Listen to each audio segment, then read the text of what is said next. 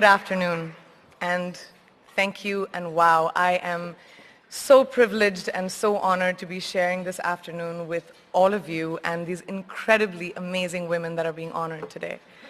I'd like to extend my congratulations to each one of you, Octavia, Michelle, Kelly, Patty, and all 50 women that have been included in the Impact Report. Your achievements not just inspire me, but also so many others to work harder, to be better, and to make a dent wherever we can. So I'm very, very proud to be standing alongside of you. So in life, there are moments when you stop and ask yourself, how did I get here? Like, why am I standing here? Well, this is definitely one of those moments for me. And I find myself going back to the beginning, back to my roots. I was born to incredible parents, amazing parents who served as doctors in the Indian Army. I was the firstborn, and as far back as I can remember, I made my parents very proud and happy 99% of the time.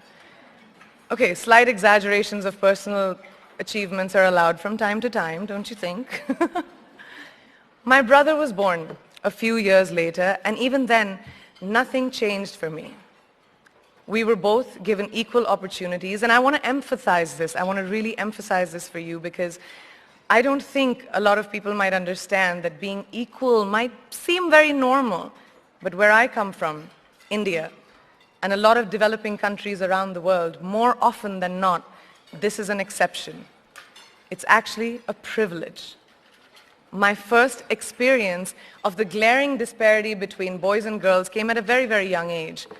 I grew up in a middle-class family with extremely philanthropic parents who constantly reminded me and my brother how lucky we were and how giving back to those who were less fortunate was not a choice.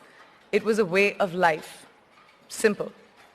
I was 7 or 8 years old when my parents started taking me on these visits in a traveling clinic to developing communities around and villages around the city that we lived in called Bareilly. We were packed into this ambulance, and my parents would provide free medical care to people who couldn't afford it. My job at the age of 8 was assistant pharmacist.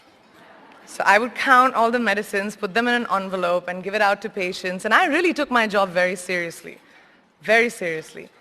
But the more I went on these expeditions, the more I began to notice the simplest things that distinguished a boy from a girl, or a man from a woman. For example, girls were pulled out of school when they hit puberty because they were considered ready for marriage and babies. That's 12 and 13, while boys still enjoyed their childhood. Or basic human rights such as healthcare were denied just because they were women. Let's call this whole experience trigger number 1 for me. Fast forward a few years and many, many triggers in between. Like a producer-director, for example, early on in my career, I must have been about 18 or 19, telling me that if I didn't agree to the ridiculous terms or painfully low salary in his movie, that he would just replace me. Because girls are replaceable in the entertainment business. That was a memorable one. Made me decide to make myself irreplaceable. But I think what really moved the needle for me and ultimately led me to create the Priyanka Chopra Foundation for Health and Education, and around the same time partner with UNICEF, was an encounter with my housekeeper's daughter. About 12 years ago, I came home from set early one day, and she was sitting in my library reading a book. And she must have been 8 or 9 years old, and I knew she loved reading. So I asked her, I was like, it's a weekday, why aren't you in school? And she said, oh, I don't go to school anymore. So I went and asked her mother, and I said, why isn't she in school? And her mom said that her family couldn't afford to send her and her brothers to school, so they chose the boys. The reason, she would eventually get married and it would be a waste of money. I was completely blown, and it shook me to my core. Eventually, I decided to cover the cost of her education so that she could continue to learn, because education is a basic human right.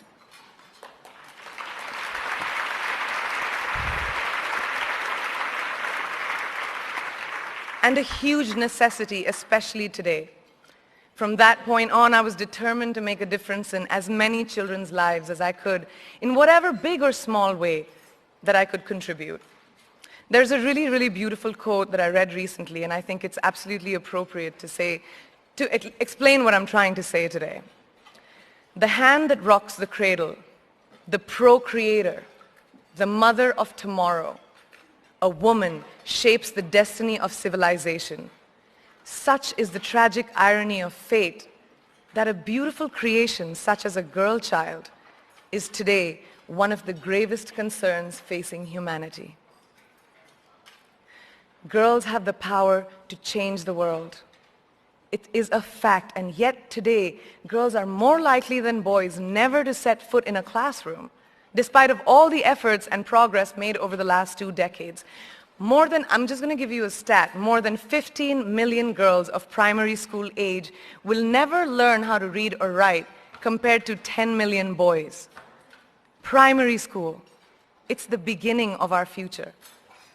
Over the last 11 years, I have witnessed firsthand the incredible work that UNICEF does for children around the world, especially victims and survivors of child marriage, displacement, war, sexual violence.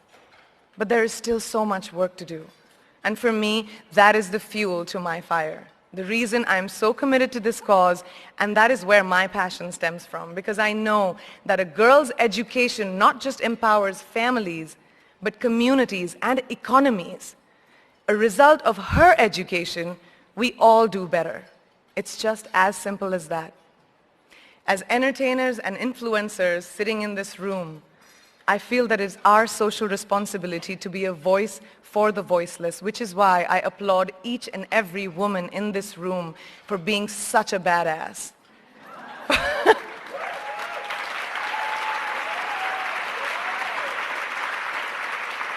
For using your platform and your voice to contribute to change, and for ensuring that there is not even one lost generation as long as we are alive. I'd like to thank Variety and all of you for encouraging me and all of us in this room to keep going and fighting on. Thank you so much.